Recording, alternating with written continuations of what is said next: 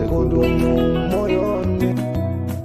Jina hilo ni uzima, jina hilo ni afya na amani kwetu.